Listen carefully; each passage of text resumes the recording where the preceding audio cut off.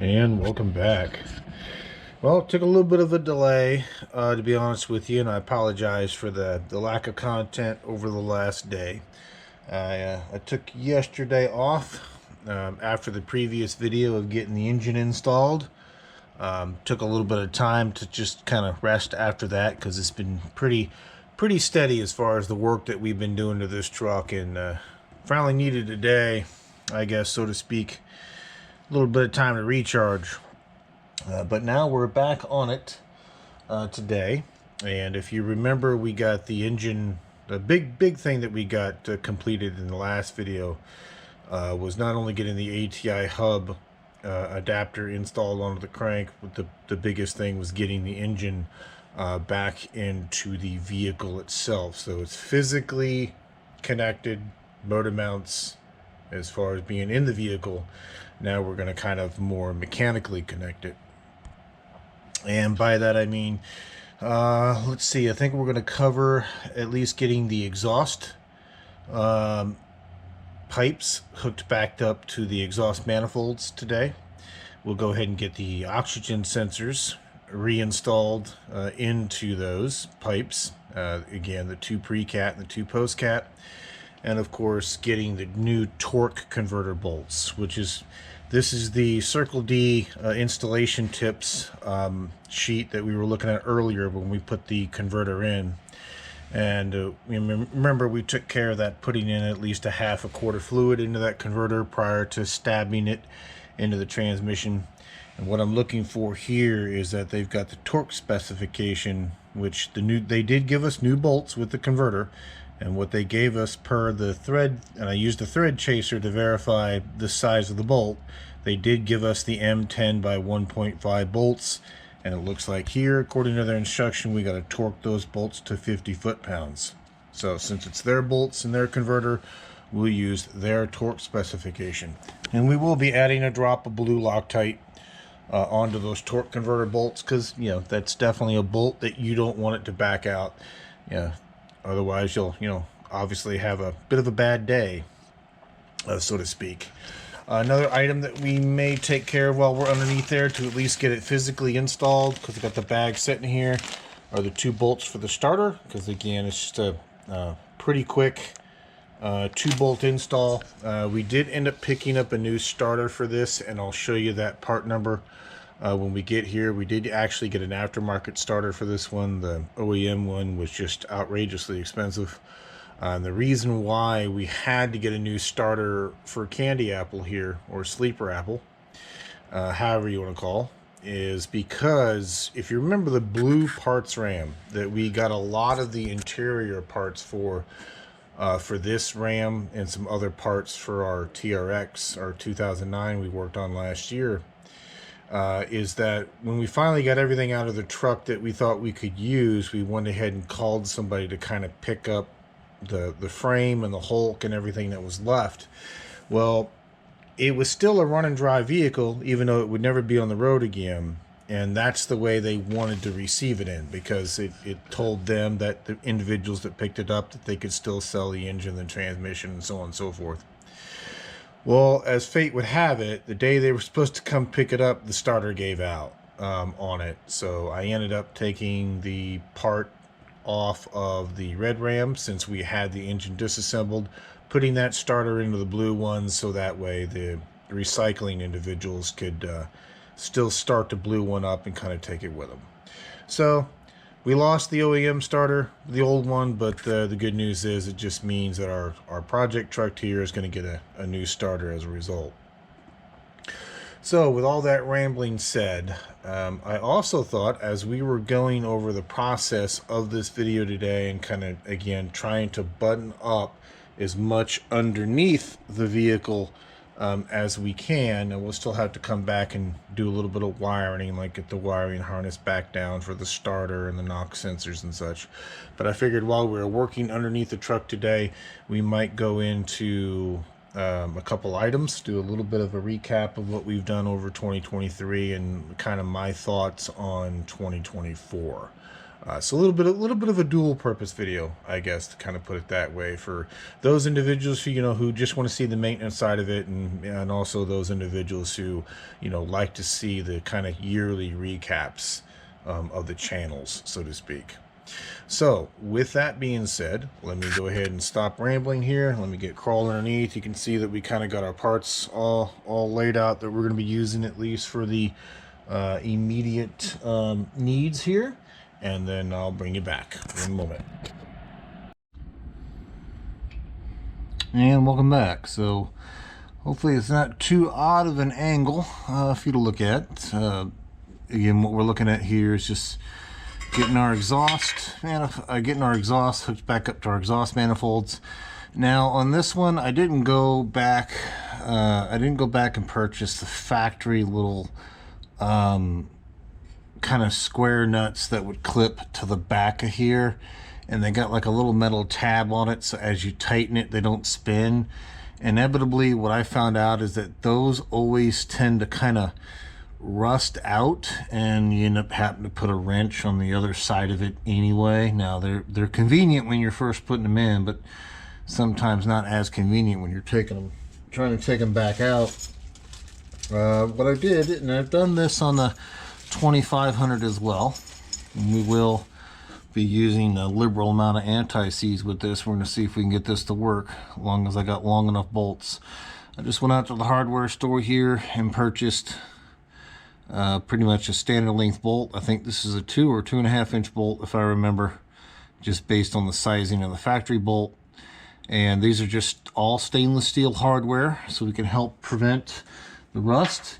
And what we're going to go back with is just standard, again, just some standard stainless steel hardware in lieu of the factory items. And I think what we're going to have is we'll just have a flat stainless steel washer, the bolt, another flat stainless steel washer, a lock washer, and then finally a nut on top.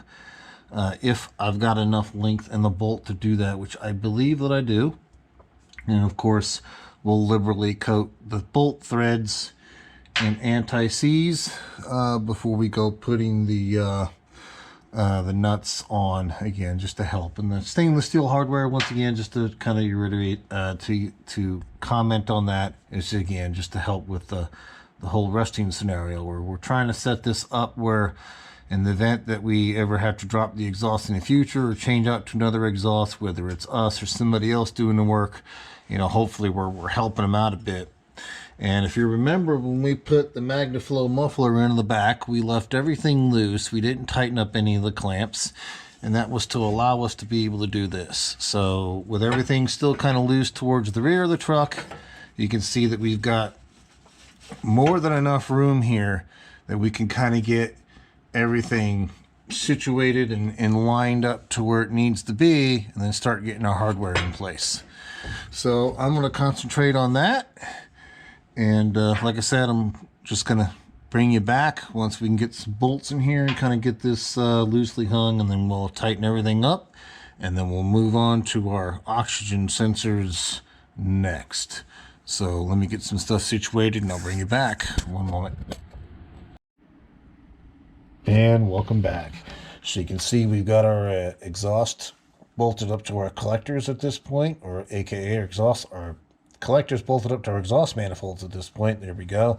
And again, we're just using 3/8 inch stainless steel hardware that we got from the hardware store in lieu of the factory hardware, which, that little, like I said, that little encapsulated nut they give you that is convenient because it will hold itself in place when you tighten it. It generally just rusts and fall apart after a while anyway.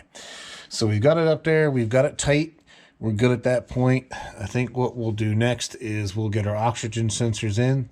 And what I like to do on these, and I may have commented this in the last clip, if I do, I apologize for the duplicate information, put a little extra anti-seize on here. I've kind of always done this because I just want to give either our future selves or someone else who may be doing this the best effort chance in case they have to break these loose. So we'll take the caps off, we'll put a little extra anti-seize on the threads. Be mindful you don't get it on the sensor element itself. We'll get these threaded in, we'll get them tightened up, and then we'll bring you back for the next piece. And the good thing about having our exhaust now bolted to our engine first is, if you remember, when we put the MagnaFlow muffler in, we left kind of everything loose, and now we can go from the muffler back and just kind of get everything tightened up. So with that being said, I will let you go one moment. We're going to get these oxygen sensors in, and again, it's just a matter of putting them where they belong. You got pre and post, and if you remember from the previous video, right before we installed the engine, we went ahead and just pre-plugged them into the harness, and they're just dangling here for us. So if you're curious for the part numbers and all this, that'll be in that previous video. But I'm going to let you go. I'm going to pause you real quick. I'm going to bring you back. One more.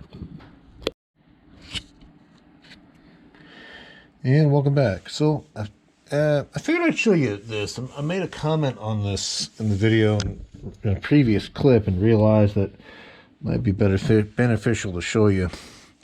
So we've got our cap off our oxygen sensor, and I mentioned pre-twisting these because we got them plugged into the wiring harness, and getting to the wiring harness and reaching around all this, now that the engine's installed, is kind of the pain in the rear. So as I commented earlier, I'm just painting a little bit more anti-seize on the threads of this oxygen sensor. As we commented on before, yes, it comes with some anti-seize already on the threads, but I'm just putting a hair more on there just for the extra protection. Yeah, just making sure that we don't get it on the threads. And I got you, let me move you here, get you a little bit more centered. There we go. And so, you know, you screw these in, you know, righty-tighty, lefty-loosey, like anything else. But you'll notice, again, like I said earlier, if it's already installed the wiring harness, it's going to twist your wiring up a little bit. So we're going to take it, we're going to twist it the opposite direction, like we're going to unscrew it. And I'm just going to put several twists in this. Just be mindful I don't go too tight on our wiring. There we go. Now, as we screw this in,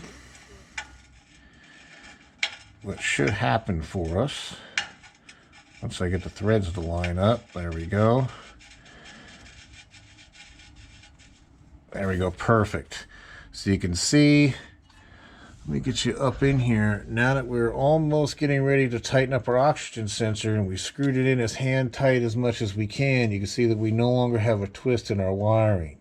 Again, that's just to keep us from, without it, you end up, you know, with just a really, really tight here, and you don't want to twist them up, tighten them in, twist all this up, and end up, you know, tearing one of these wires out or damaging it in some way. So now we're to the point now we could put a knife, probably put a nice, tighten this up. Probably, you know, 3/4 to turn, or so, another half, probably about half to 3/4 of a turn, sorry, then we should be good. And that won't put very much twist in that at all. So that's basically it. So I'm just coating them, pre-twisting them, getting them in. We'll tighten them up, and I'll bring you back. One moment.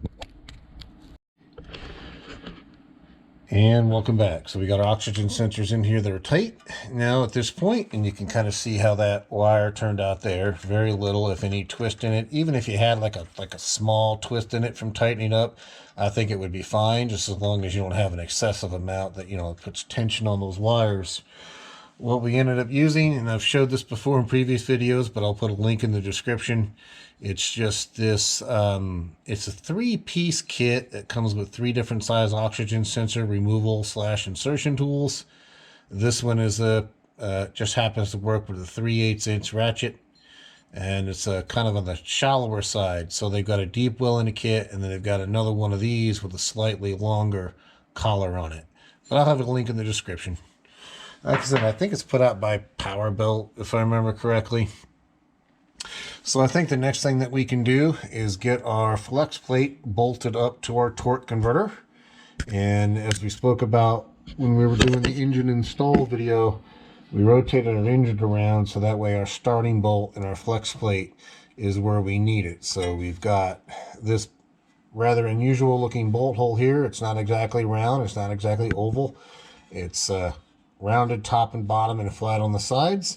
If we start with that one, get that one in first, that should align the remaining 3 bolts up that we need to put in.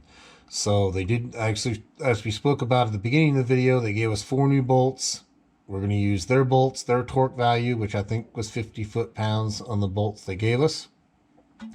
So we're going to put a little bit of Loctite on them, get them in. We're just going to get them hand tight only, and then we'll spin the engine over until we get all 4 in. Once we do that, then we'll go through and we'll do a final torque on the remaining. So let me get you set up where you can see one of these, and I'll just show you what I'm doing. One moment. And welcome back. So hopefully I got you in a good spot. I got the old flexible tripod twisted around like Gumby on one of the cross braces here. It looks good in the viewfinder. So what I'm going to do is just get some items together here. Grab our new torque converter bolts. There they are.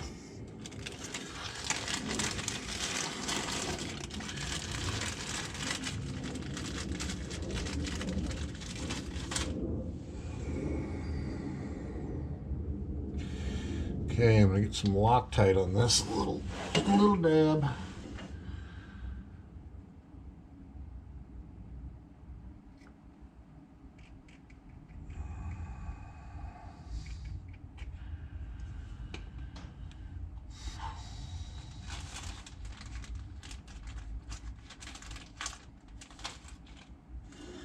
Okay, see if we can get the first one threaded in here.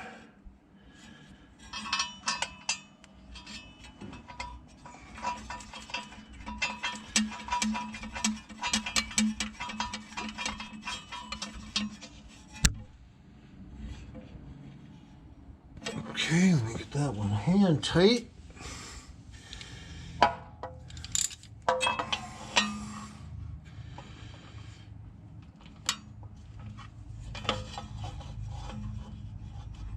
Okay, what I'm gonna have to do, I'm gonna need to, let me pause you and get a wrench. I've got the engine rotated a little too far up to get the space behind the oil pan that I need, so I'm just gonna tighten that up, hand tighten that up with a, what are these? These are 17 millimeter wrench, because I don't want to rotate the engine backwards per se to do this. So let me go grab a wrench, we'll get this one tight, and I'll bring you back. One moment. And welcome back. So I had my 3/8 ratchet down underneath here and a little bit of socket set. So 3/8 is enough to get in here and allow us to get it hand tight. I was trying to get a 1/2 inch ratchet in here, and there is enough to do. It just needs to be a little bit more this direction to the left of the screen. Yep. Okay, that's nice and hand tight. Basically, that's not going to go anywhere. And then what we should be able to do now is that we're just going to rotate the engine over, get it to the next bullet hole. We'll get that one in. So one moment, let me slide to the front of the vehicle here and spin this crank a little bit. Yep, looks like you still got a good viewing spot where you're at.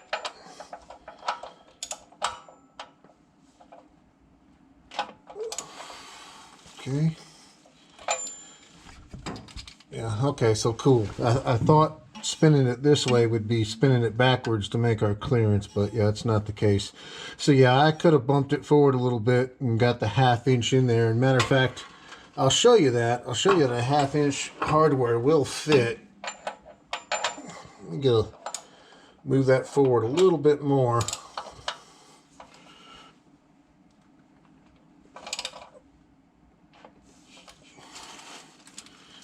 Okay.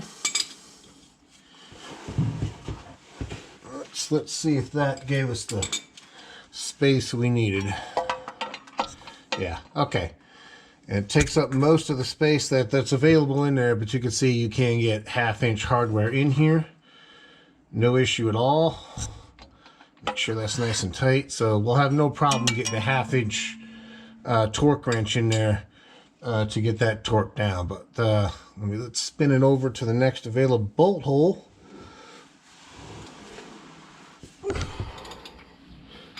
And I'm just using a 21mm socket on the front of the crank. And just kind of keeping an eyeball on our next bolt hole here.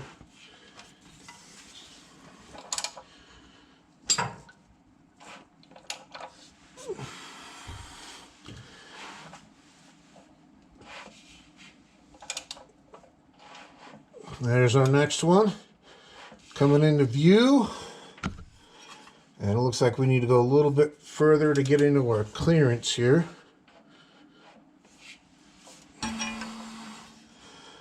That should do it. Let's see if we're far enough.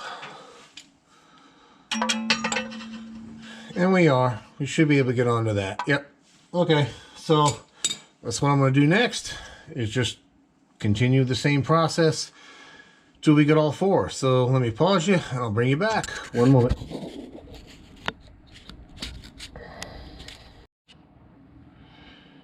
And welcome back. So we got all four in. They're all hand tight. We got a torque wrench here, 1/2 inch torque wrench, set to 50 foot-pounds.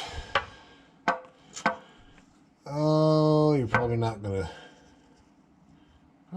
be able to see that. Yeah, there you go. And we may have to stop the engine from rotating. But I don't know. We'll have to try it. 50 foot-pounds might be enough to cause it to rotate.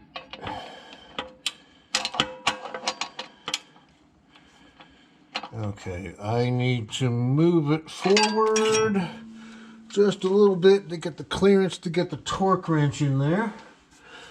One moment. Head of the torque wrench isn't quite fitting, so we need to bump it forward just a little bit. That should do it.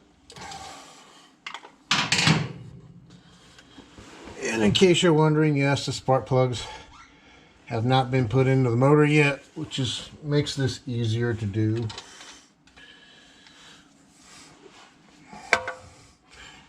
As far as turning the engine over, that is. Okay.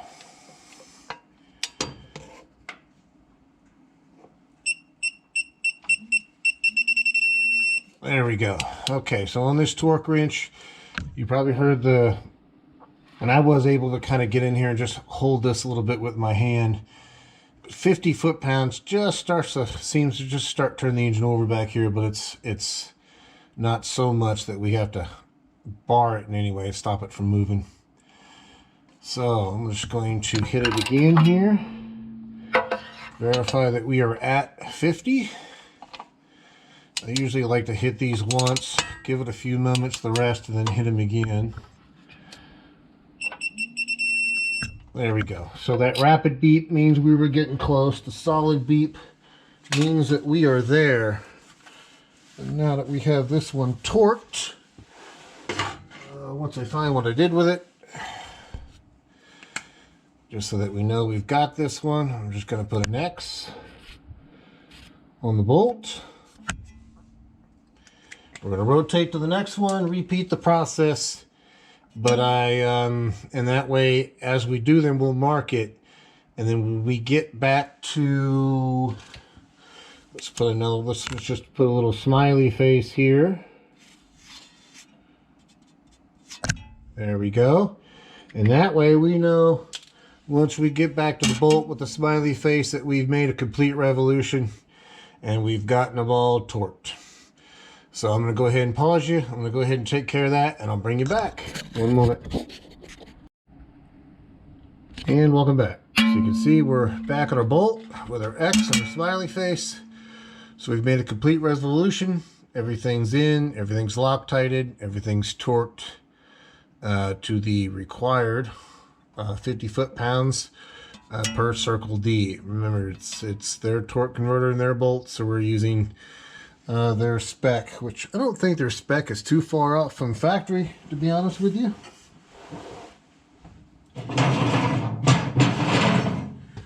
Don't entirely quote me on that, because I have not looked up the factory spec on this yet. But what we could do next, just pan you down here, is that we can put in our inspections plate slash transmission brace. I call it a transmission brace. I know they call it just an inspection plate, but it was many bolts that are in this thing. There's 1, 2, 3, 4, 5, 6, 7. There's 8 bolts that go into this inspection plate. You've got 4 here, 2 that go into the transmission, and another 2 that bolt through the transmission through the bottom and into the plate. So yeah, there's a lot of hardware that holds this inspection plate on. So I actually think it's both. So the inspection plate just fit up in here like this. And then we can start getting some bolts in it. You're like way too close. Here, let me back you off and bring you back. One moment. And welcome back. So I'm just kind of got you handheld here just to show you what I was referring to. That is what they call your inspection plate.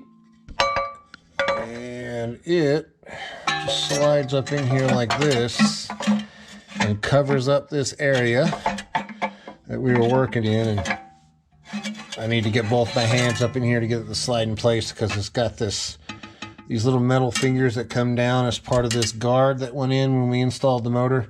But it slides up in here, and like I said, there's about 8 bolts that hold this thing in place. Now let's give this another go. Let's see if I can slide this up in here one-handed or not.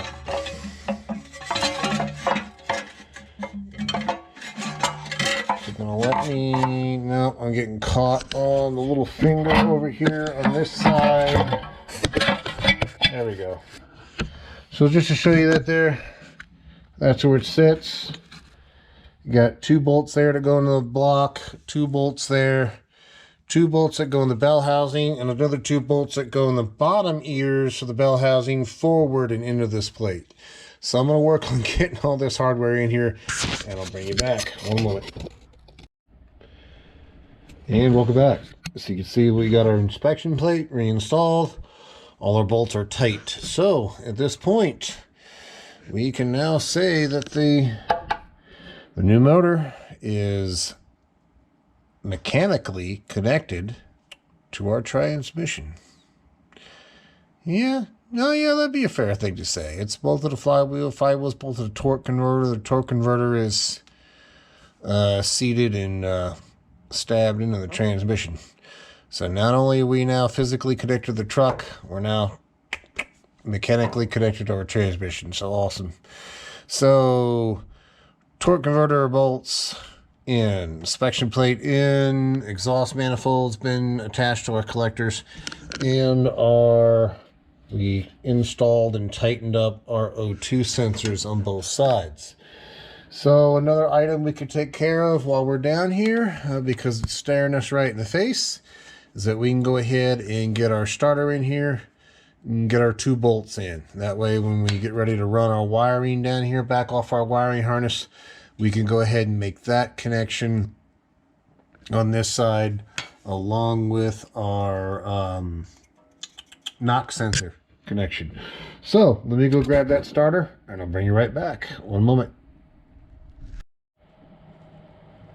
And welcome back. So I showed you, I told you I'd show you the starter. We went with a TYC starter. It got good reviews in Rock Auto. It's also a new starter, not a remanufactured one. And I'm trying to see if there is a part number on the box. There we go. Says it's for our year, for our size motor. We're going to find out why TYC again. Just it got good reviews. It was available, good price point, and new. We'll find out whether it's how it stands the test of time. So nice wrap. No issue with the packaging. It also included this, which I took out of the box earlier. There's just a little test diagram showing you that they tested it at the manufacturer point. Nice thing is they give you, if you're interested in kind of the geek type information that comes along with it, you know, they've got all your amperage curves on here for how much amps the starter drew at a particular voltage at a particular RPM. And down here at this table, in case you're also curious, there's an efficiency chart. So the best it got was 55.9% efficient. That was at 1500 RPMs with 238 amps of current. The voltage was 9.98 volts. It made 1329 watts. And it looks like the voltage drop was 0.38 of a volt. Nice. Alright, kind of cool. So max current 533 amps. Nice. Starters are power hungry. So anyway, let's get this bad boy out of the box. We'll get it underneath and we'll get it installed, ready to be wired up, nice and shiny. All right, let me get you paused and I'll get you slid back underneath there and I'll bring you back. One moment. And welcome back. So it looks like I got you hopefully a good view there. What I love about the starters, at least in the 1500s, is that they're easy to get to. They're nicely placed. They're only a 2-bolt design. Other than taking off the electrical wiring on the back of the connectors, they're easy to get out and easy to get back in. Oh, so what we should have to do is mate this back up, and the bolts come through the transmission side, and then thread into the starter. And one of these bolts, when we took it out, had a little plastic cable clamp on it, and I think it went to the bottom one to kind of clip this transmission cable into. So that one's just hand tight. And that's our bottom one with our little cable clamp. It looks like it goes this way. Yep.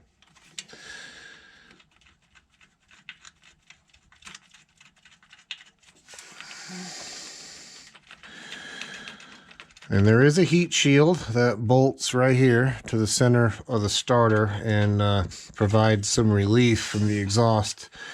But we'll wait until after we have our wiring on to put the heat shield on, just so it kind of stays out of our way for now.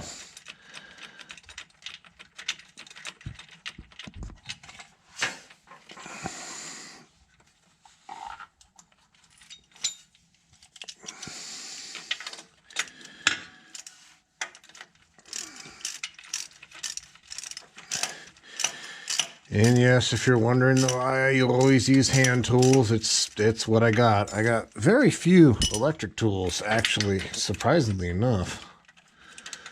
I got an electric impact, you know, normal drills, normal impact drivers that are electric, but as far as like ratchets and stuff, no, I mean, I got all manually, all manual. Yeah, pretty much, well, as far as ratchets, yeah, definitely all manual. Oh, one of these days when I have enough money, I might go out and buy some electric ratchets. I'd love to have some electric ratchets, especially some right angle electric torque wrenches.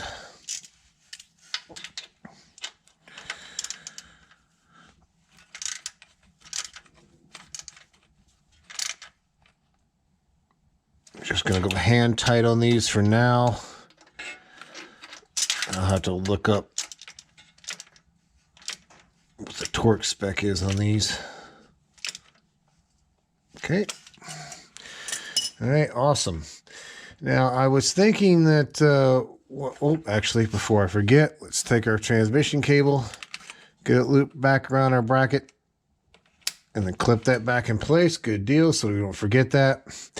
What I was thinking that we would do next is potentially just get the wiring done down to our starter and our knock sensor. But I think what we might do instead, before we run the wiring down here, we'll get our intake on. Get our intake built up, get our intake on, and that way, as we're running the wiring to the top of the motor and hooking up our injectors, and getting everything situated to plug in our coil packs and such, then the last thing we'll do is kind of run the wiring down to get into our starter and such, because it should come down from the front of the engine, come around this way, come around on top of the, or either on top, or I think it's right behind and through our motor mount, because there's a ground over here on the driver's side that we have to bolt to the block, and then run the rest of the wiring this way to get to our starter and then to our knock sensor. So yeah, I think we'll do that. That way it'll keep all the wiring out of the way while we're getting our intake on, and just make that a bit easier job for us. Okay, so let me get this, let me get some final torque on this starter, and I'll bring you back. One moment. But just to reiterate, you saw how quick those go in. I wish every starter was this conveniently located. But I'll bring you back. One moment. And welcome back. So just for closure, because I mentioned it earlier, we're just taking advantage now and just tightening up our muffler clamps now that, for our muffler, following the install we did in a previous video. Now that we have the exhaust reattached to our exhaust headers and the pipe is where it needs to sit, we can come through here and kind of tighten our clamps up. So we're going to take a few minutes to tighten this up, and that'll button up the install on this so we don't forget. And we'll come back and look at the next piece. So one moment. And welcome back. Well, we got our exhaust clamps tightened up, and I figured the last thing that we could potentially do today would be to at least get our new intake assembled and onto the vehicle. Yeah, let's look at that. Maybe not onto the vehicle, but at least we can look at it and get it assembled and get it prepped for install.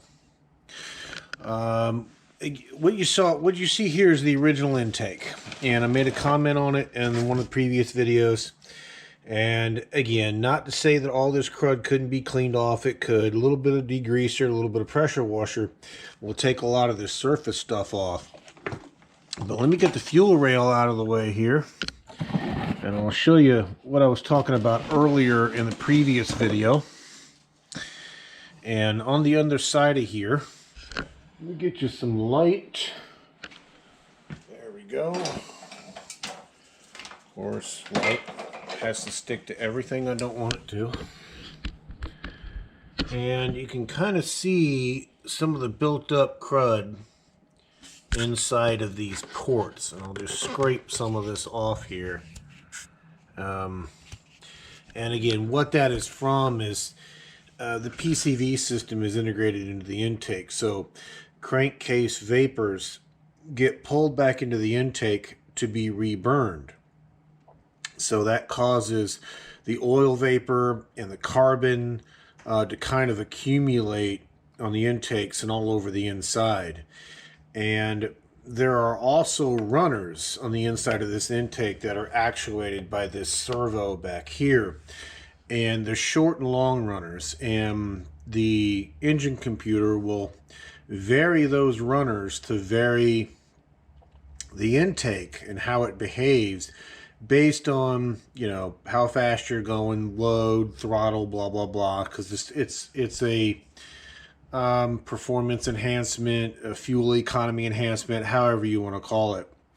So although you could take everything off of here and soak this intake and, you know, maybe some degreaser and by chance clean these things out, you don't know what kind of damage you're going to do to those runners. Now, I've reused these intakes before and they're fine. They're obviously designed to run like this, even with the accumulation. But since we were doing all the work to this motor that we've been doing and trying to clean up as much as we can and spruce it up as much as we can. Now, I didn't go OEM, as I commented in a previous video. I did go aftermarket.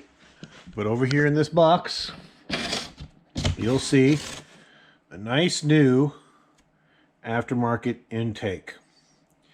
It got good reviews on Amazon. So far, the individual that reviewed it gave it 5 stars and was happy with it.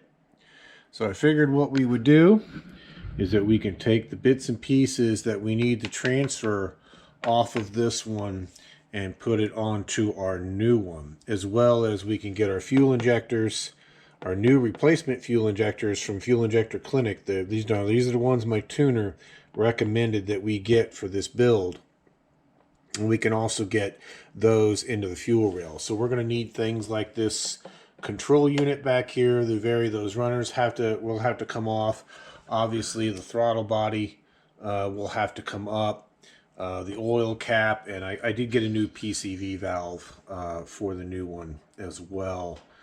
And one of the reasons that you always want to kind of look at every time you take the intake off and replace it is always look at these gaskets on the bottom and verify that they're still nice. They're sticking up above the surface. You can see what happens with heat and age here is that you can notice these are completely flat.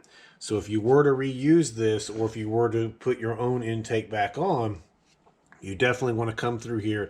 If you see that all these seals have been smashed flat, you definitely want to replace them so they got some nice fresh ones that kind of, you'll see them when they're new. And we'll look at the new one that came in.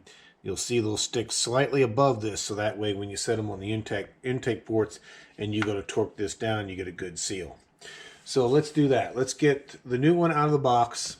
Let's get this old one out of this box, and then we'll see what pieces we need to transfer over. So one moment. And welcome back.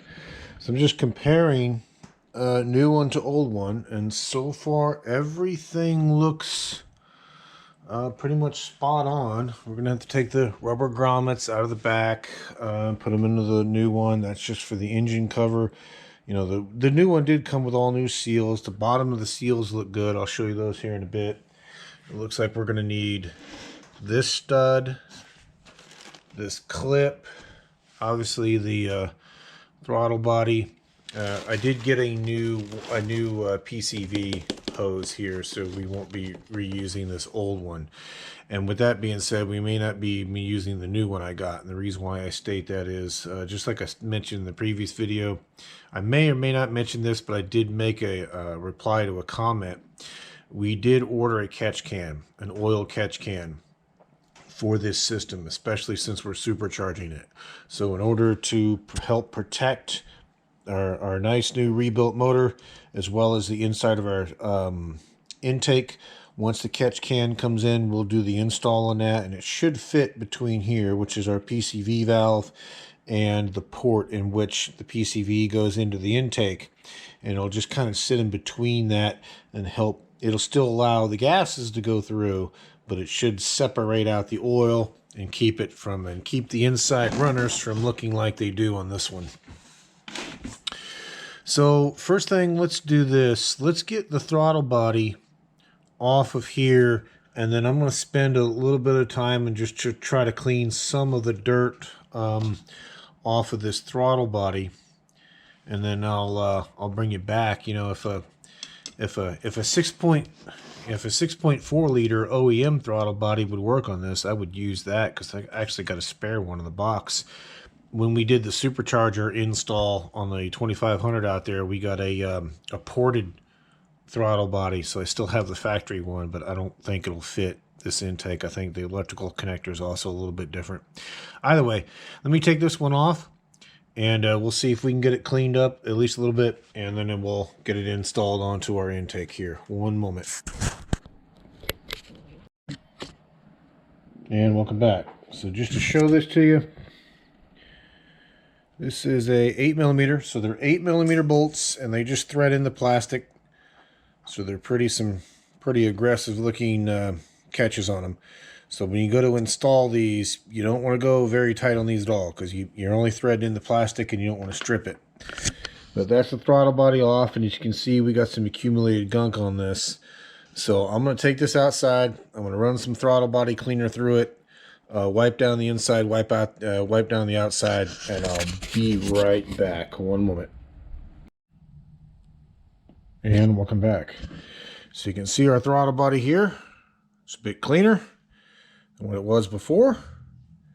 And in case you're curious what I'm using for cleaner, it's just I had some leftover from a previous job, just some Mopar, actual Mopar throttle body cleaner. It's not to say that you couldn't use some other brand. You absolutely can. I just used it because I had it. So let's go ahead, and what we're going to do is just get this placed onto our new intake. Now the old one, it was facing this direction. So all we have to do is set this down. You'll see like a little, kind of like an indent pin there, and a little guide pin there on the intake. So we just put our pin in, get it lined up, and there we go. Now we can put our bolts in. And we don't have to go very, very tight with these. Again, they're just a rather coarse threaded bolt. You're just threaded in the plastic, so you know, don't put the full ugga-dugga on it, so to speak. Otherwise, you're going to risk cracking one of those ears. So let me get a bolt that dropped.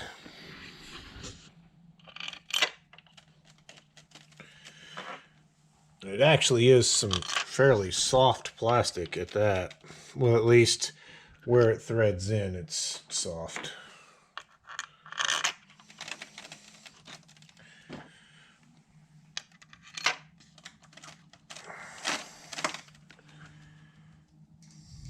Again, this is 8mm. Sorry for the camera work. I'm trying to hold you so I can keep you in the shot, but then reach for tools at the same time.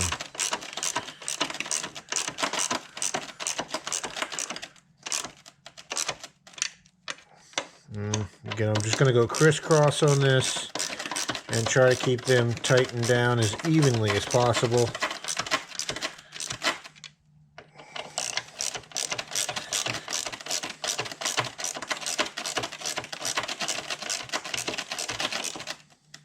There you go. That pretty much stopped right there.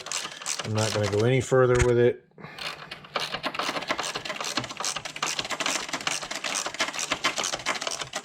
That one has stopped.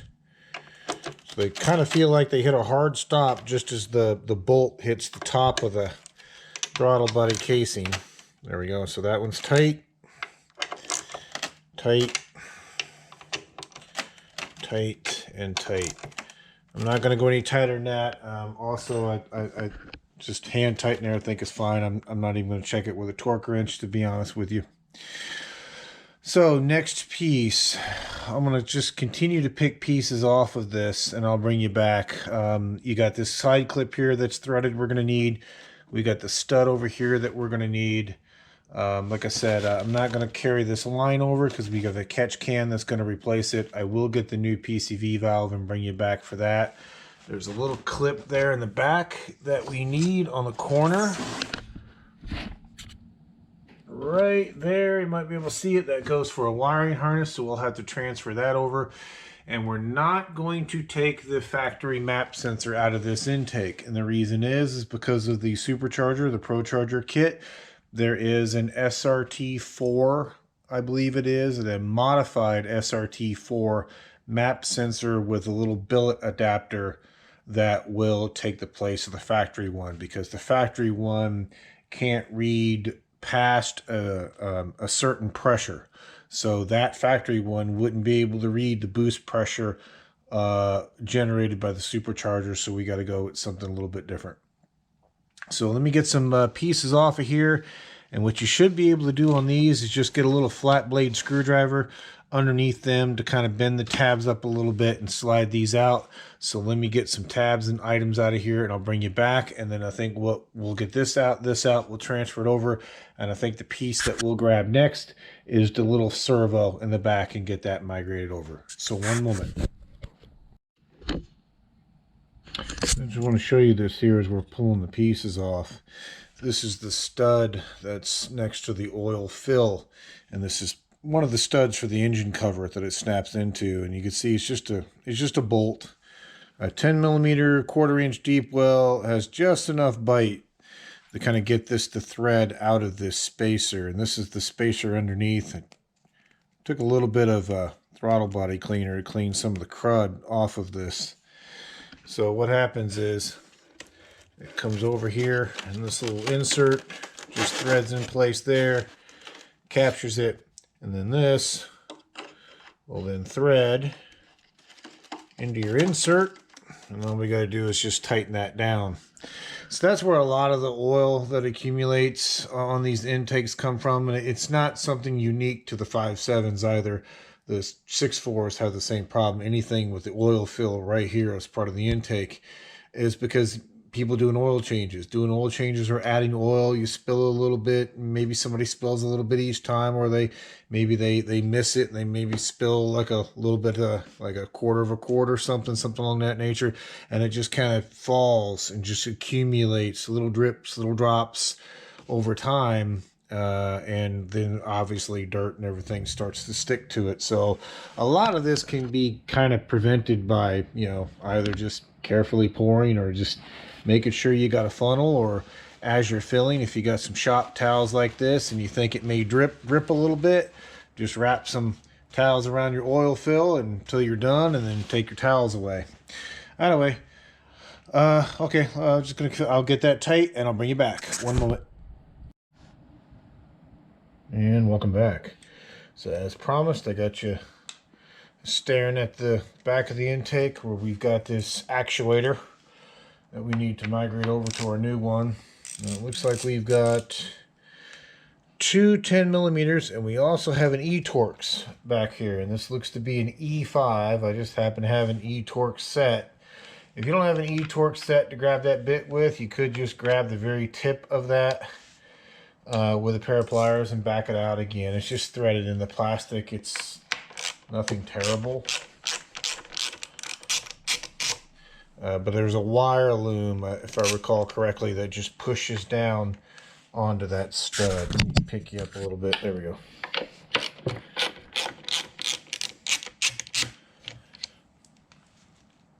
Grab our E-Torx. I'll put a link in the description to the E-Torx set that I got. If I want to recall correctly, I think I got it from Amazon.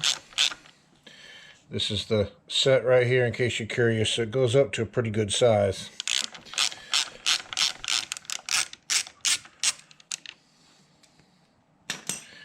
And just to show that to you, just a stud. Should be able to pull that off. Good deal. Now, I noticed one thing already that I'll look in my kits. I should have this.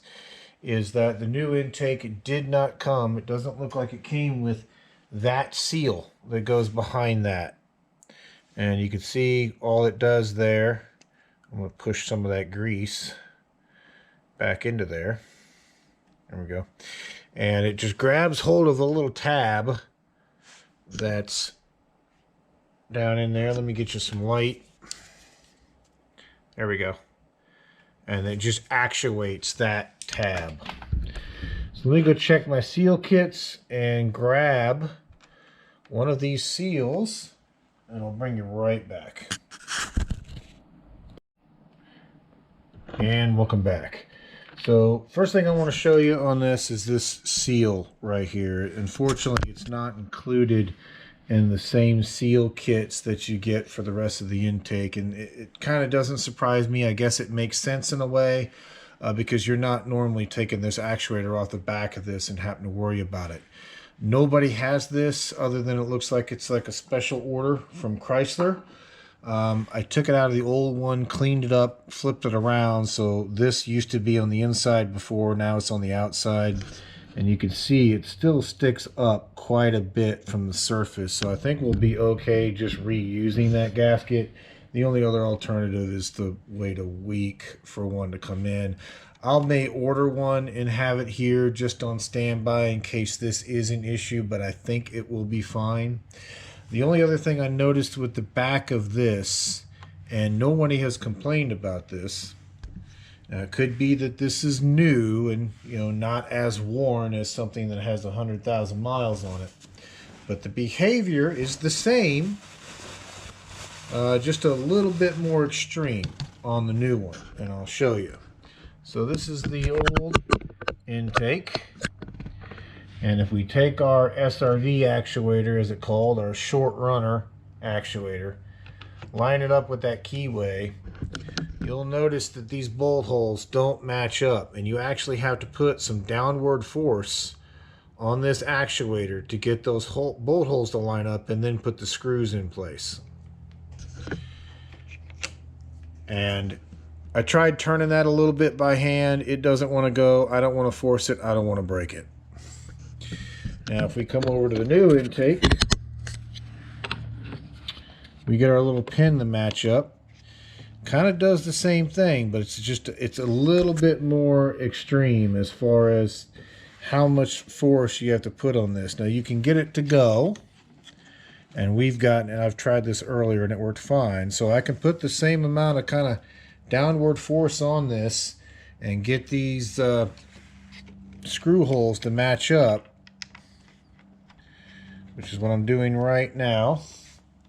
I'm just going to start out, well, actually I can thread in the other two, I guess, while we're here. See, it does require a little bit of downward force. It's just a little bit more downward force needed on this one than the factory one, and that could be an issue. It could not be an issue. It could just be something as simple as that this intake, again, doesn't have 100,000 plus miles worth of wear on it. But nobody else has commented in the reviews about that. So if it becomes an issue, then obviously we'll have to address it. By address it, it could be that we'll have to seek out a different intake. There you go. That's hand tight. That's enough. Again, we're just threading into plastic. No need to go overboard with this. And we can also see if the scan tool, once we get the truck assembled enough that we can plug a scan tool into it and see if the scan tool has any kind of a test function for the short runners, and then we can give that a shot. Okay, that's hand tight. Again, just threading in the plastic. No need to go any higher than that. Okay, tight. I'm just coming back and checking these since we tightened that one up. All right, so beautiful. So that is in there. We got our gasket in it, albeit a reused gasket, but again, I think it'll be fine. The next piece I'm going to do is let me go grab the PCV valve and we'll get that one stuck in place and get it locked. And then we'll go on to the next piece. Well, while we're here, let's go ahead and do this. This will be a quick one. Just going to take our oil fill cap, move it over to our new one. There we go, perfect. And now let me go grab that PCV valve and I'll be right back. One moment. And welcome back. So I ended up getting a Gates PCV valve because it was available. And I've got no problem with Gates. There's our part number there. Gates calls it a pressure regulator, in case you're curious. Now on these you'll see that it says open or on in a particular direction. So we should be able to come into here and you'll see that it's kind of keyed so when you get it into the position and turn it, it should lock into place.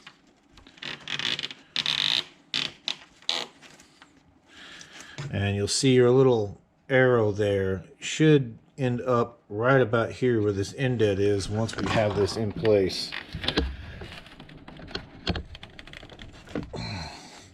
And they are tight when they're new, especially even getting the old ones out is a bit tight.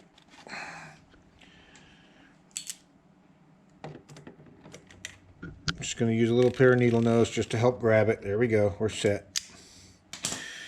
There we go. So we're up to there. We're good. So we got our arrows there at the indent and there pointing out things. So we should be locked in place, and that's now set.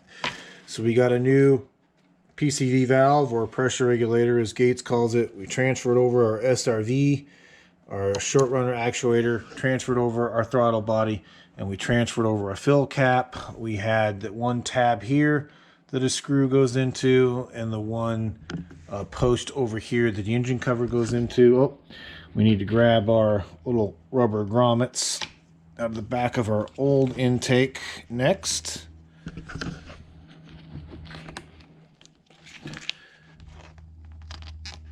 Okay, got it. Let me give these a quick clean. Let me give these a little bit of a wipe down, and I'll bring it back, and I'll get them installed and I'll bring it back. They're just gonna kind of snap in place like this. And then when I bring it back, we'll see if we can get this intake set on top of the motor. One moment.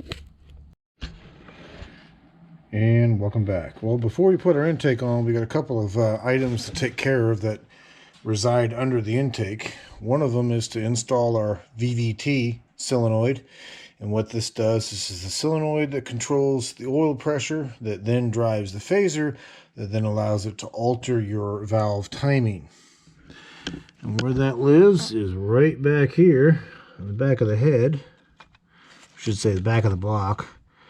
It's underneath the intake, unfortunately. There we go. There's one, there's two. And you'll notice this one's metal because it's the newer revision. The older ones had screens in them. And they've kind of gotten away from that. Okay, so it looks like we're seated. What we're going to do now is get our bolt in to secure that. And then we'll move on to the next step. So let me get the bolt in that and I'll bring you right back. And welcome back. So we've got our bolt in to secure our VVT solenoid. Now, part of the VVT solenoid wiring harness is this piece here, and this lives inside the center valley here, underneath the intake and underneath this piece, which is the sound dampening / insulation piece of foam. But we only need one connector off this harness because remember we deleted the MDS solenoids. So this one connector is the gray one here. The rest of these black connectors here, these are for the what used to be MDS solenoids. I thought about opening up this harness and stripping out all the connectors and wires that weren't needed, but I decided not to. I decided to kind of leave them in place in case they're ever needed again. So we ended up just cutting a piece of shrink tubing that would fit over the inside pins, but inside of the connectors, you can see there, heated them up with a heat gun and just kind of pinched the end shut, just to kind of help maybe keep some crud out of those pins in the future. But again, they'll be unused, but if they're ever needed, then they're there. So what we can do is get our one connector connected, which is going to be again for our VVT. Yep, it goes facing down like this. There we go, click, put our lock back in. And where it plugs into the wiring harness is over here on the right hand side of the harness. There's that 6-pin connector, and that connects into the 6-pin connector that you see here. So we're going to get that connected. Let me get your tripod set down, get you a bit more shop light in here so we can kind of see what we're doing. There we go, that's a little better.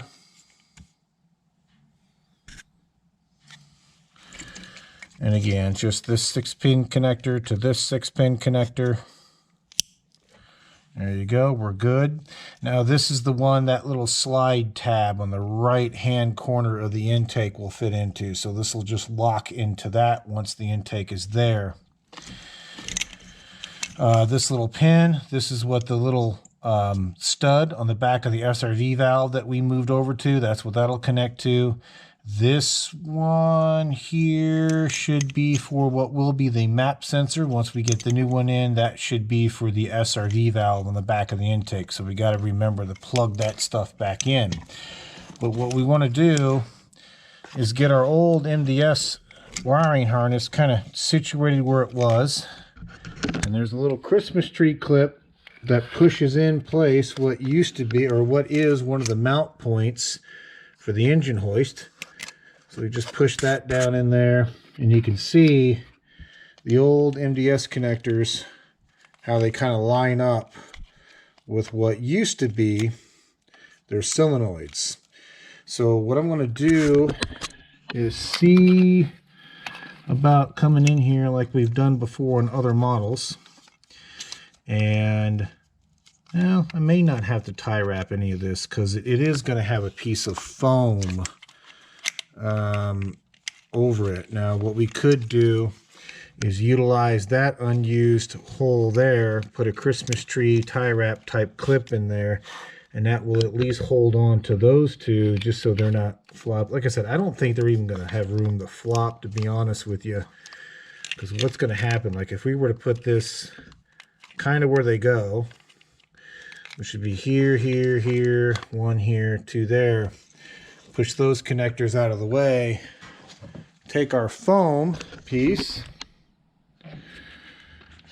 set it back down in here, and it kind of ends up looking like that. So that's kind of hold these connectors in place. It won't stop the connector from maybe rattling and flapping a little bit like that, along with the engine vibration. So yeah, what I may do, I think about that. Let's think. Again, probably just being paranoid about it. No, I think we'll be good. I think we'll be good.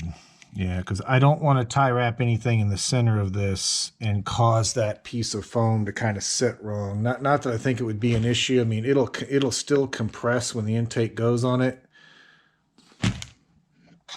Yeah, I think we'll be fine with the way that we've gotten it now that we've got these ends kind of sealed up. And like I said, it's not going to be looking for anything to be plugged into these. I may take, I think that'll be fine. Again, I was thinking about maybe tie wrapping stuff off to the side, but I don't want to, cause a big lump of something to be in a particular area where it wasn't. So let's do this. Now that we've got that in there, let's get our foam piece back. Put our foam piece down. Perfect. That lays in place. Get our two wiring harnesses prepped. And then what we're going to do is see about, we'll take our covers off our intakes. We'll wipe them down real quick with a little bit of brake clean just to remove any residual oils from our fingers. And then we'll see about getting the intake down in here and getting the bolts started. So I'm going to try to use the bolts they gave us with the new intake. They look to be the same size as the factory ones, and they are a 8mm. And I'll show you the torquing sequence for that here in a short. So let me go get the intake. I'll be right back. One moment. And welcome back. So I got you zoomed in here a little bit. And we got our wiring tucked off here to the side that we're going to need to plug into that actuator in the back. We took a little shop towel with some brake clean and wiped down the face of our intake ports. Everything's looking good there. And I think what we're doing next is we're going to grab the intake and set it down in place. We'll see how well this thing fits. First, I'm going to take a look at all the seals on the bottom and just make sure that they're in place. And so we don't roll a seal or drop a seal out. They all look good. They're not flat. They're sticking up. So they should mate into the existing intake ports just fine. Yep, we got our 2 PCV seals in place. We got all our intake seals in place. Okay, so all the seals look good. And we kind of have to do this at an angle. We can't quite go all the way back because we need to make that connection on the back of the SRV. Got some styrofoam stuff that, there we go. Just want to get it out of there and make sure it doesn't fall into an intake on us.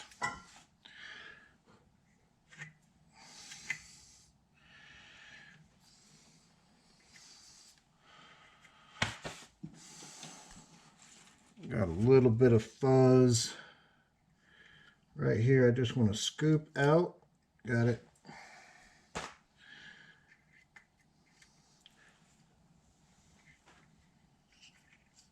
Yeah, a little bit more.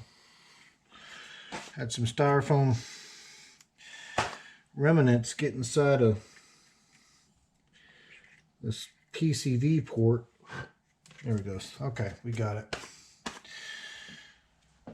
Okay, so what we need to do is we're going to reach back here, see if we've got enough slack in our cable yet, which there's the stud for it, so I can feel that. Let's see, it's got to go on. I can't get you back here to see this. You kind of have to just do this one by feel. There we go. That's in. Lock is on. And this little hold down piece, we're going to press onto that stud back there. Okay, perfect. So we've got our electrical. Now real quick, let's just check our gaskets again. Yep, they look good.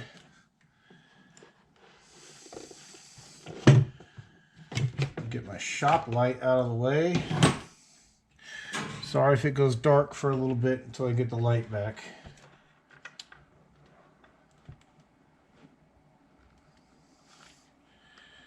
Okay, that looks good. We're seated. Not clipping on any of our cables back here. We're good there. Well, it seemed to line up and fall in place quite nicely.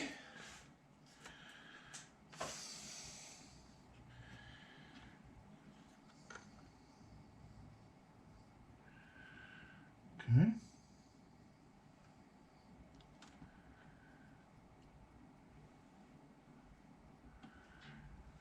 Okay. Yep, got it. Everything looks good there. Perfect. Okay, so we've got it in place. We've got our electrical in the back connected. We know we have our other harness connected, which the only thing it's feeding is our VVT solenoid. So that's taken care of. So let me get some bolts started. I'm gonna start them all by hand, and then I'll bring you back. One moment. And welcome back. So got them all at least started in by hand, and I'm just following the torquing sequence to continue to tighten by hand, at least until they're all snug. And that's your sequence there. So that would be your, obviously your throttle body and then forward. Now, the manual did state to put a little bit of Loctite on these. I don't like putting Loctite on the intake bolts because they're already fairly thin. And if you ever had to remove one of these that has been Loctited in place, it's kind of a little bit of a pain in the rear. And like I said, the bolts are kind of long. They're fairly thin to begin with. The ones where I haven't done Loctite on them, they've been fine. I've never had one back out. Again, I'm not saying that's what you need to do or should be doing, but in the event that this has to be taken apart, I'd rather give it the best chance effort of coming apart without it causing an issue. So I'm just following again, the torquing sequence, just kind of getting them down by hand, getting them snug. And of course, as fate would have it, we drop our socket. The good news is the radiator and everything is still missing, so it's easy to get to.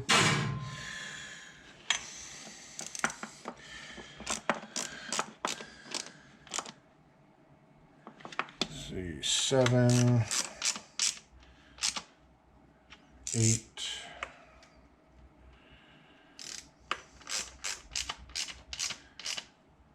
9,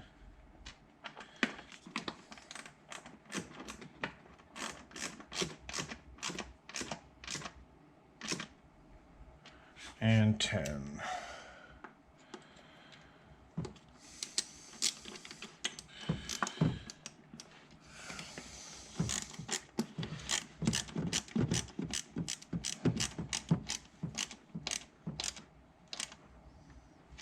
Okay.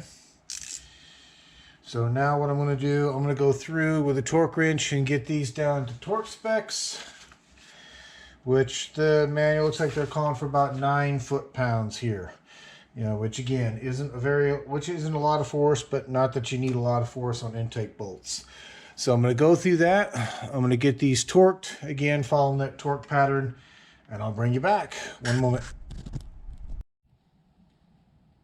And welcome back. So just getting ready to finish up the first pass of torquing. We're on the number 10 bolt.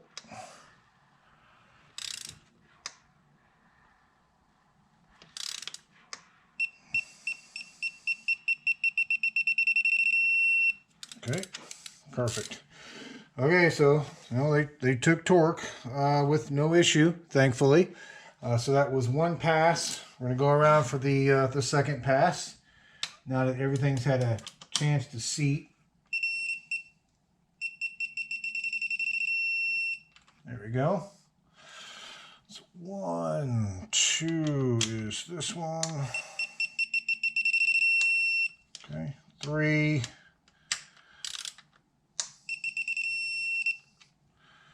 4, 5 is 3 in.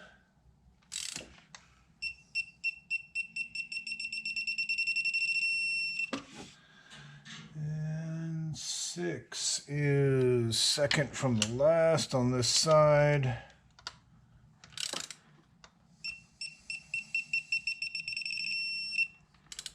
7.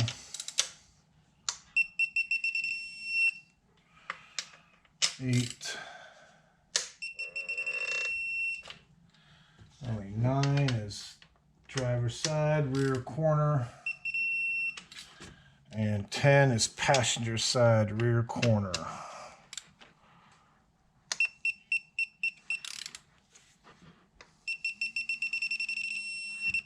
Okay, got it.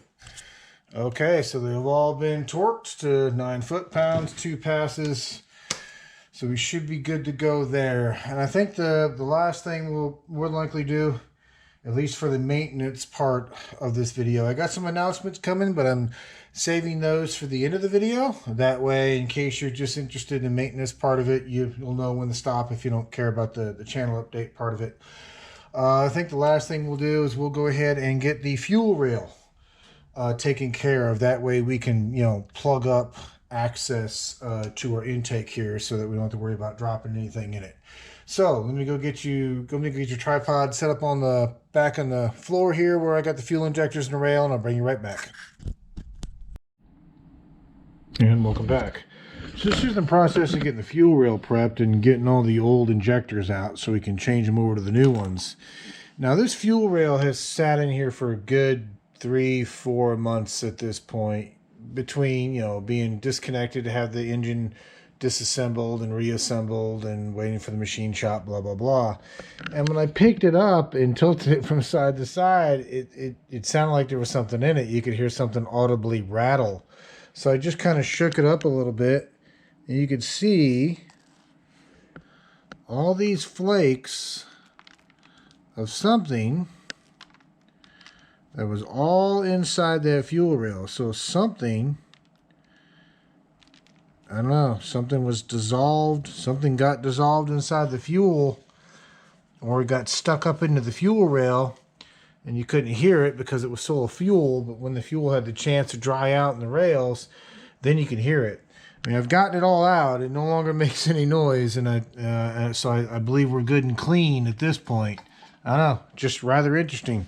Some kind of sediment or something that just accumulated inside the rail. I don't know. Either way, on with what we got going on here. So we got our new fuel injectors from Injector Clinic. And inside of the little piece of paper that comes with it, if you unfold it, looks like we got a sticker. Cool, we'll add that to the collection. But this is everything. These are all the test numbers for the particular set of injectors that you order from them. So they give you your offset value in milliseconds. Pretty much all of this data would be something that you would potentially want to use if you're in there manually tuning your vehicle, or you're using these injectors maybe for an application that didn't call for this big of an injector, but you're going to bigger injectors, and you would need information off of this sheet to start plugging into your tuning software in order to make the necessary adjustments. Because they'll give you, where is it at here? They should give us the, there's the flow, there's the offset. Okay, so yeah, there's your impedance, which is going to be one of them. So we got 12.3 ohms worth of impedance. So a lot of very, very useful information comes folded up on that. So definitely, like it says, don't discard this piece, because either you might need it or your tuner might need it. Let's see. Now, let's get one of these injectors out. I want to show you a little bit of a difference here. So this is a factory injector, and this is the FIC one. So if I line the tops to bottoms up, the tops match up the O-rings, the bottom match up with the O-ring, but you'll notice the injector nozzle is probably about half as long as it is. Now, I mean, the height is the same where it's going to go between the intake and the fuel rail, so we shouldn't need the spacers or adapters that come with the fuel kit on the ProCharger, because the ProCharger will send you Hellcat, the same injectors used within a Hellcat with their kit. And what that causes to happen apparently on a 1500, on a stock intake for a 1500, I think the Hellcat injectors are a little bit longer than stock 1500 injectors. So ProCharger within their kit, if you get the fuel section of the kit. Now remember, we have the tuner kit, so I had to order the fuel pouch or the fuel part of it separately, mainly because I just needed the MAF. I needed the MAF sensor to come along with it. So it also comes with spacers and billet aluminum spacers to put in the fuel rail, but we shouldn't need the spacers here because these aren't obviously longer. They're about the same size, again, with just the exception of how far down that injector tip is going to sit.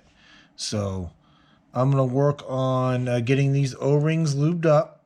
We're going to push them in place and then just secure them with a clip.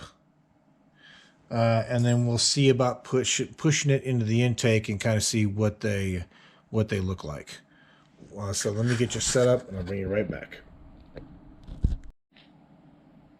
And welcome back. So I'm just going to use just a hair bit of just a little bit of Lucas Red and Tacky to lubricate these O-rings, just so they don't go into that fuel rail dry.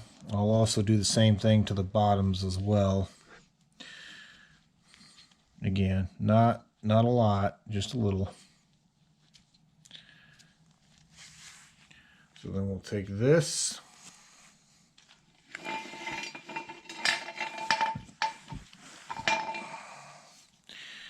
We'll get it into our fuel rail. There you go. Seated nice and easy, thanks to the Lucas. And we got our clips. So we should have a little groove on our new fuel injector. Yep, just like our old fuel injector. Yep, there we go. That's where that clip is going to seat. Let's see if I can get you in there to see that. See that little groove in that fuel injector?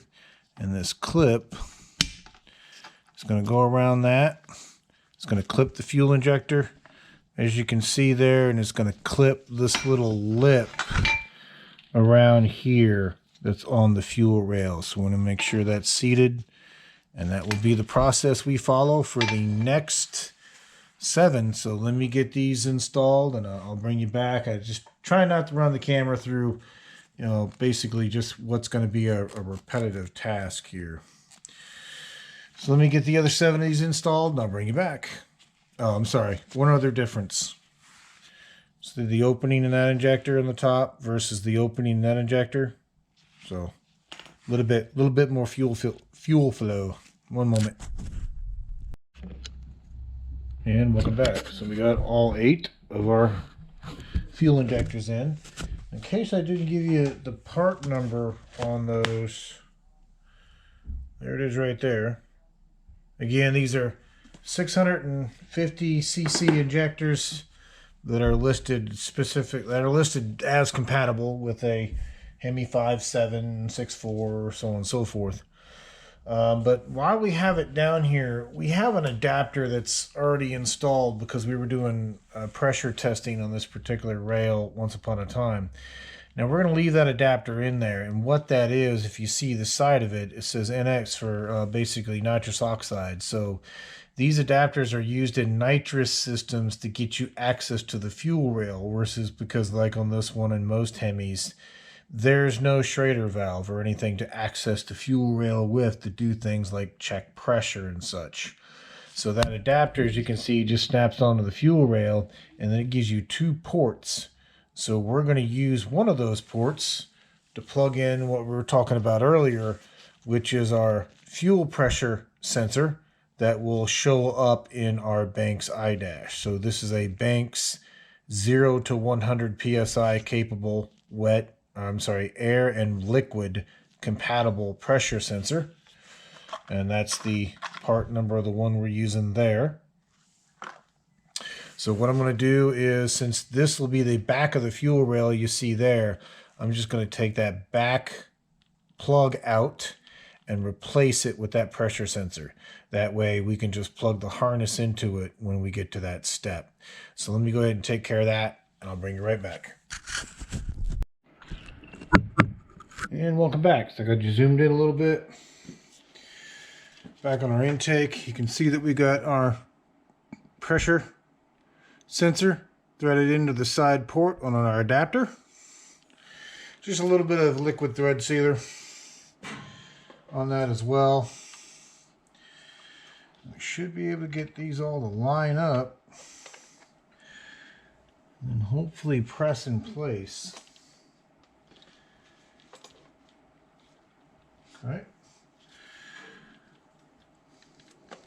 There we go. Those are in. Perfect. Those are in. Nice little satisfying snap sound there. And just so, let me show you here, just so you can see it. That's where our fuel from our tanker is going to hook up into, is that nipple right there. And then of course we've got our, let me get you some light so you can see how that ends up, where we'll have a port we can now plug into to monitor that. So that is the first of 2 sensors that'll be back here. Let me get you back on your area over here. And the second one, we'll put that in once we get to the supercharger components, and that'll be to monitor boost pressure. So the reason why we're monitoring the fuel pressure, if you haven't already seen that video when all the Banks equipment came in, is, you know, per Pro charger, they want you to monitor the fuel rail for very specific reasons. Is that if you're doing a wide open pull, you know, they don't want you dropping below factory pressure, which is, I think on the Hemi's about 60 p. Let me get you straightened up there. You're a little crooked. About 60 psi. If you start to go, I'm sorry, I put that in the wrong spot. The little stud for the engine cover goes on this front right-hand corner. If you drop below the pump pressure, it could mean that basically your fuel pump can't keep up with the demand. And if that happens, you could very well lean things out, which would end very badly. Oh, let me grab a socket here.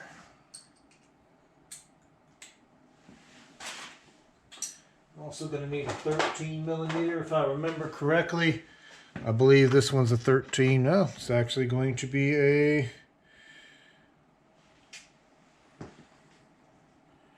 Did I not grab a 13? No, I did not grab a 13 initially. That's why. So it is a 13 on that first stub there. And again, we're just threading in the plastic here, so I'm only going to go down hand tight. That's generally all that it needs.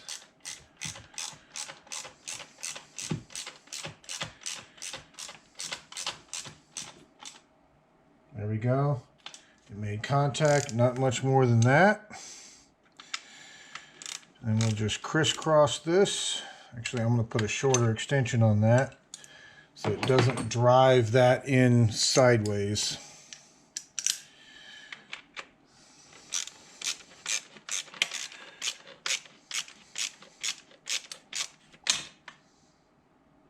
There we go. And then we'll jump to the one back here in the corner.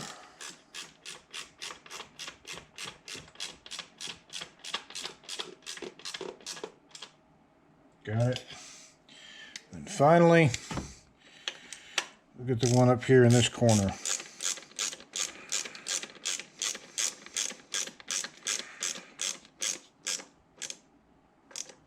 All right, perfect. So that's in.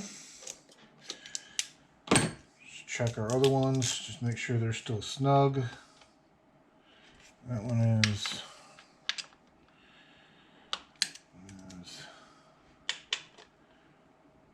Okay, perfect. Okay, so that is it. We have our intake installed. We got our fuel injectors installed. Went ahead and installed the pressure sensor onto our adapter. In the back, we hooked up the SRV solenoid for the short runners in the intake. Underneath the intake, if you remember, we installed our VVT solenoid and made its connection. Also made the appropriate electrical connection in the back for that. And again, once again, for the SRV, got our new fuel injectors installed in our fuel rail and got our fuel rail snapped down into position and also secured. Obviously, you can see here we got our throttle body, so I'm going to stuff some paper towels in here just so something doesn't fall into our throttle body.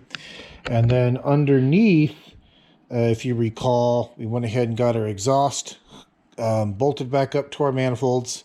We got our oxygen sensors installed as well. We put in the flex plate to torque converter bolts, got those Loctite and torqued. Also installed the inspection plate / brace, as I like to call it, into that area as well after those bolts were torqued.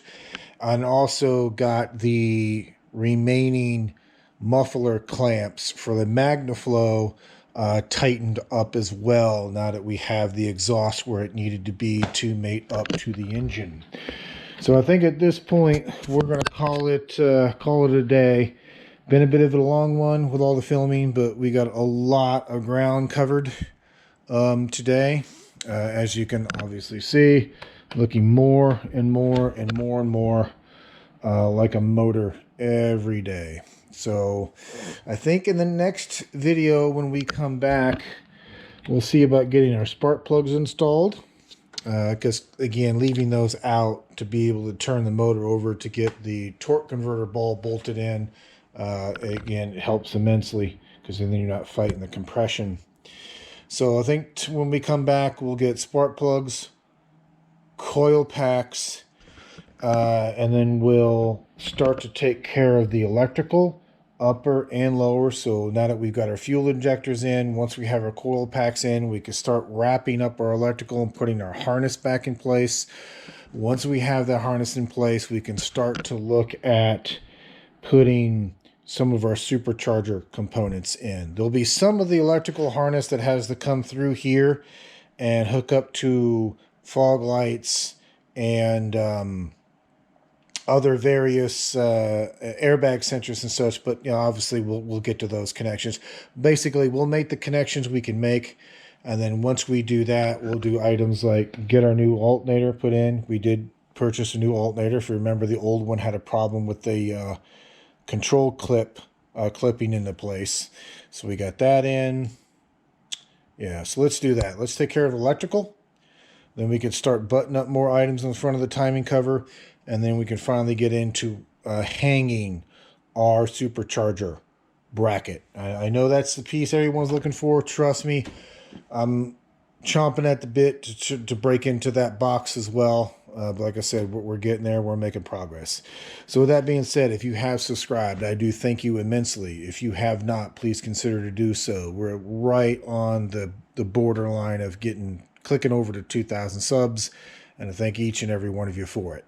So with that being said, as I promised, for those individuals that don't really want to hear channel updates like what we got planned coming up for the year and a little bit of a recap of last year, this will be the end of the kind of maintenance portion, and now we'll kind of begin with a little bit of a channel update. So it gives you the chance to not listen to it if you don't want to, and again, if you don't want to, it's perfectly fine. So we had a good 2023, excellent 2023. We got a lot of topics covered. We got a lot of videos out there, a lot of videos produced, and I hope I'm getting some feedback actually, even on some of the stuff that we did on the 6.4, which was almost 2 years ago at this point. I'm actually getting feedback on some of those videos that individuals are using the information in those videos to complete their own work, which is excellent. That was the goal of this channel, was to document at least how I'm doing it, not to tell anybody they have to do it a certain way, and at least hopefully by showing how I'm accomplishing something, maybe that'll give somebody the information they need to complete their project. So I love it. It's like I said, it's fun. It adds a little bit of time to it to make the videos. I'm not gonna lie, but I like it. I'm gonna continue to do it. Hopefully you guys like the video format. I'm trying to keep the detail in it as much as I can, but also try to show a little bit of the actual wrenching on some of the items that I would normally skip. I have had a request to do that. So hopefully you can see I'm trying to add that in. My videos tend to be a little bit on the longer side, sometimes an hour, 40, 50 minutes, maybe an hour, maybe a little bit more than an hour.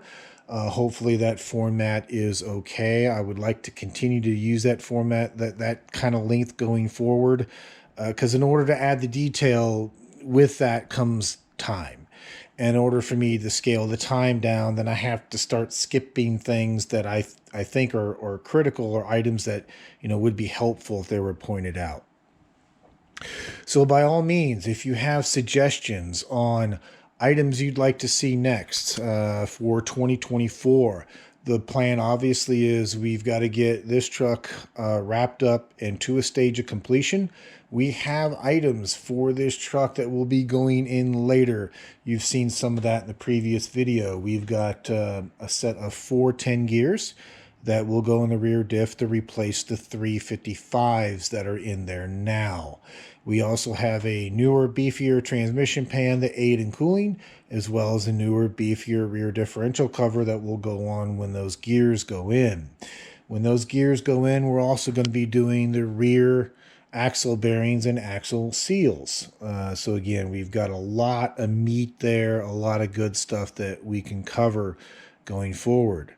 Obviously, once we get this completed and at least get her back and roadworthy again, we'll be doing pulls, testing, things of that nature, and kind of seeing how all the numbers work out. I'm excited to see what a supercharger combined with a 2.5 stage high lift cam, combined with the high stall torque converter can actually do.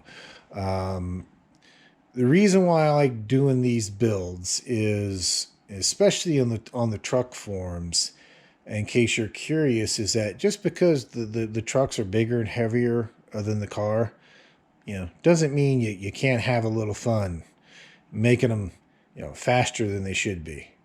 Granted, the car is going to probably outpace you every time just because it's weight, but it doesn't mean you can't try, if you catch my drift.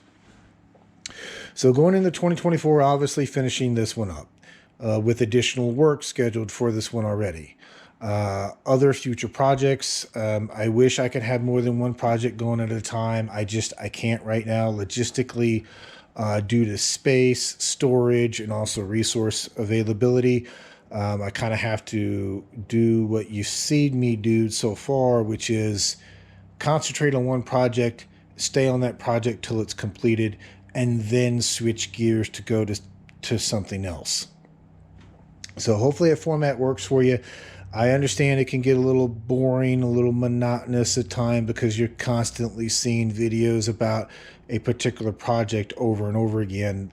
Again, it's the truth of the matter is I just don't have the storage space to do like some of these other channels do where they have 4 and 5 projects going at the same time. It's a space limitation and a resource limitation. As far as projects that will come up when the truck is complete, kind of mulling over some ideals now, looking for your input on this as well, as far as what you may want to see going forward.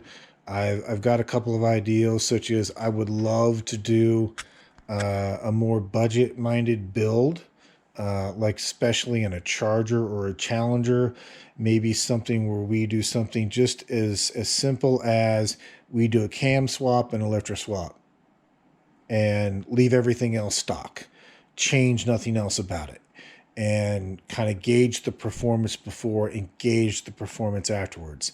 Because this build, I'll 100% admit we're and I don't want to say we're deep in the weeds, I guess is the way of saying it on this one. We probably went a little bit further with this one than what we needed to do, but a lot of this is just, like I said before, taking care of while we're in there. Go ahead and taking care of this, knowing that this came from an auction with kind of an unknown footprint of what its maintenance was in the past, and seeing some of the damages that we had to fix just to get it roadworthy to begin with. So again, looking for your input on that. Actually, any and all input, to be honest with you. I'd love to see some more comments generated in the videos. But with that being said, I've rambled on long enough. We had a great 2023. I'm starting to get feedback. I'm getting good feedback. I'm getting feedback from individuals who are finding the information in the videos useful. So that's excellent. I want to see that trend continue. And again, look for any and all feedback as far as format of the videos, content of the videos, length of videos, so on and so forth. With that being said, I will let you go, and I'll bring you back for the next one. Thank you much. Bye.